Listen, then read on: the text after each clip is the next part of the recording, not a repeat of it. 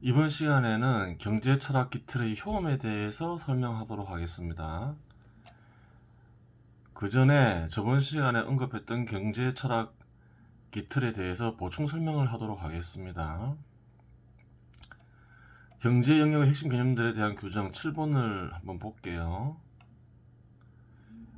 양을 지닌 채 분류와 결합이 가능한 수단으로서 다양한 상품들과 교환 가능한 상품을 화폐라고 규정한다고 했죠. 이것을 뭐라고 바꿨나요? 이해하기 쉽게 교환 기능을 지닌 채 양의 분류와 결합이 가능한 수단을 화폐로 규정한다. 이렇게 바꿨죠.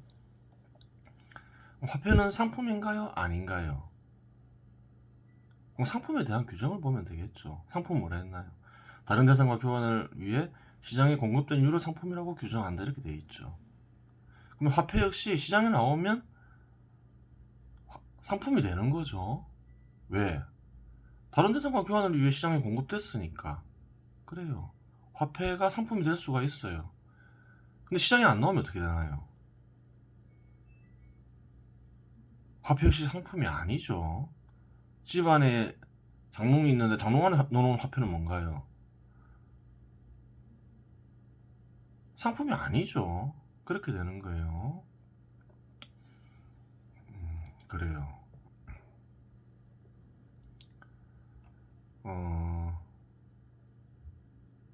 그러니까 좀 7번 규정 역시 그 전의 규정은 약간 문제가 있는 거죠. 교환 가능한 상품을 화폐라고 규정한다 이랬는데, 교환 가능하다 해서 화폐가 상품이 되는 건 아니니까 그런 거죠. 시장에 나와야 상품인 거죠. 그래요. 12번 볼게요. 시장에서 이윤을 획득하기 위해 사용되는 작업수단을 자본이라고 규정한다. 이것은 뭐라고 바꿨죠? 인간이 필요한 것을 얻기 위해 사용하는 작업수단을 자본이라고 규정한다. 이건 왜 이렇게 바꿨나요?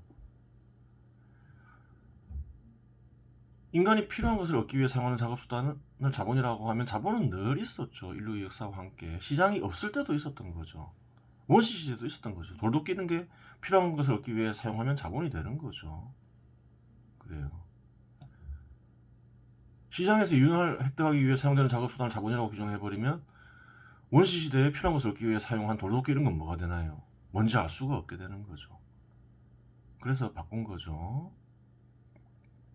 그래요. 현 시대의 자본과 시장이 있기 전의 자본의 차이점은 뭔가요? 현 시대의 자본은 팔기 위해서 만들어지죠. 팔아서 소득을 얻기 위해서죠. 자본가가. 물론 자본에 참여하는 근로자 역시 소득을 얻죠. 그래요. 그렇게 되는 거예요.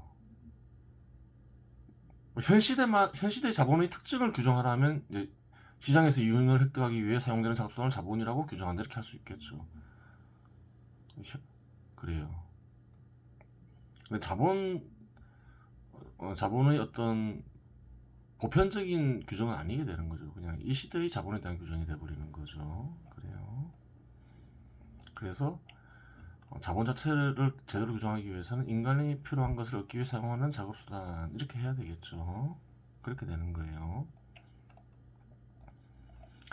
그래요. 저번 시간에 무엇을 얘기했나요? 생각의 기틀이 생각을 만들어내죠. 사람은 생각 따라 행동하기 쉽죠. 생각 따라 행동 안 할 때는 어떤 경우인가요? 생각 따라 행동을 하면 불이익을 받거나 뭐 그럴 때 생각 따라 행동 안 하겠죠. 용기가 없거나 그런 거죠. 하여간 뭐 알 수 있는 게 뭐예요? 생각의 기틀이 생각을 만들어내고 생각이 행동을 만들어줘. 그 생각의 기틀이 생각과 행동을 지배하는 거예요. 생각의 기틀이 잘못되면 어떻게 되나요? 그릇된 행동을 하고 그릇된 결과를 자꾸 이끌어내겠죠. 그래요. 그런 경우는 많죠. 강이 있죠, 강. 강이 있는데 댐을 만들었어요. 생각의 기틀은 댐에서 어디에 해당할까요? 설계에 해당하겠죠. 설계가 잘못되면 어떻게 되나요? 댐이 자꾸 터지겠죠. 터진 댐 터졌는데 가만 놔두면 어떻게 되나요? 댐이 무너져 버리겠죠. 그럼 어떤 행동을 하게 되나요? 땜빵을 하겠죠. 땜빵. 그래야 일단 사용할 수 있을 거 아니에요. 근데 설계가 잘못됐는데 또 그대로 있을까요? 또 다른 데서 또 구멍이 나겠죠. 그럼 또 뭐 하나요? 땜빵 하는 거죠. 그 설계가 잘못됐으니까 자꾸 뭐 뚫리는 거예요. 터지는 거예요, 댐이. 그럼 계속 땜빵 해야 되는 거예요. 그러다가 결국 무너져 버리겠죠. 땜빵도 안 하면 그냥 금방 무너지겠죠. 그래요. 기틀이 잘못됐으면 어떤가요? 설계가 잘못됐으면 어떡하나요? 댐을 파괴하고 다시 올바른 설계로 짓는 수밖에 없는 거예요. 그래서 기틀을 잘 얻어야 돼요. 기틀을 잘못 얻으면 그래요. 굉장히 오래 들인 시간과 노력이 헛수고가 돼버리는 거예요. 그래요. 그러면 이번 시간에는 이제 경제철학 기틀의 효험에 대해서 설명하겠습니다. 경제랑 관련된 책은 어떤가요? 되게 어렵죠. 그리고 방대하죠. 제대로 글 쓰면 한 책 서너 권 나오죠. 그런데 기틀이 잘못되어 있으면 어떨까요? 많은 시간을 들여서 공들여서 이해해도 헛수고가 돼버리죠. 또 경제랑 관련된 지식은 생활과도 밀접한 연관이 있잖아요. 손해를 보게 되는 거예요. 개인적으로 손해를 보거나 공동체에 손해를 끼치거나 그렇게 되는 거예요. 그래요. 그래서 올바른 기틀을 얻는 게 굉장히 중요한 거예요. 그릇된 기틀로 쓰여진 책 같은 경우에 그런 책 수백 권 읽는 것보다, 아니 수천 권, 수만 권을 읽는 것보다 2페이지 되는 올바른 경제 철학의 기틀을 얻는 게 더 중요해요. 사실은. 또 현 시대 사람들은 바쁘잖아요. 수백 권, 수천 권 책 읽을 시간 없잖아요. 그럼 어떻게 해야 되겠어요?